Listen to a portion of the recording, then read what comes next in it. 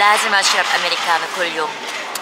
مش كل يوم، كل يوم تقريبا كاستين او 3 كاسات وهيك. فجبت سناكات وجوا باص كبير انه في معي برضو عشان الاسبوعين. السنة الماضية كانت كتير صعبة، ولكن حال بالنتيجة أخذت رخصة تبع مرسى سياحية كورية للعرب، خاصة بالعربي. شي كتير كتير كتير مميز، فشي كتير ناظر وكتير مميز. المهم عندي هلا رخصة وخلاص، يعني بكون مرسى سياحية عشان عندي شغف في هذا المجال صراحة من زمان صراحة، بس صرت يوتيوبر بأول.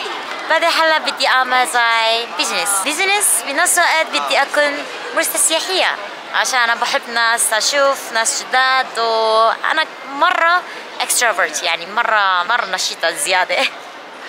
فمرسى سياحية كشغل أو كوظيفة 100% صراحة إلي. فعندي كتير تجارب طبعا، يعني برايفت تور صراحة، بس جروب تورز مع هون تاني مرة هلا شهر ماضي وهذا الشهر. هذا الفلوج راح أفرجيكم كيف أكون زي مرسى سياحية في جروب، وكيف أتعامل مع عرب وين نروح وهيك أشياء شوية.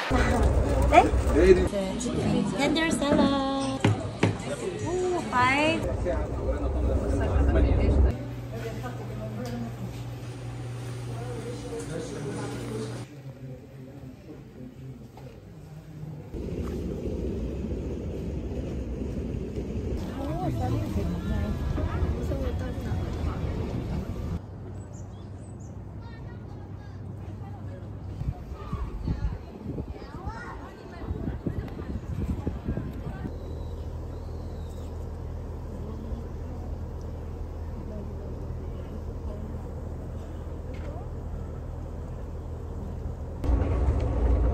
فاهمة غداء. هذا شي كوري.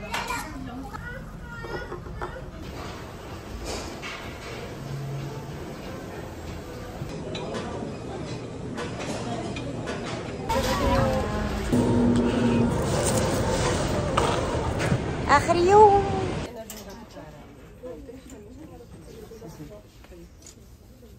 هامبوك تايم مرة حلو، حتى للأطفال فيه حلو مرة في لون.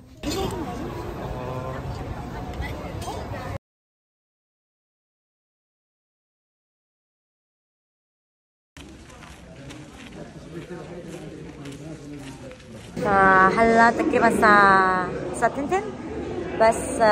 كمان في ايربورت ستاندينج الساعة 8 هذا اليوم نفس اليوم. فجنب الفندق يجي لها كافيه حلو وراح اشتغل هنا.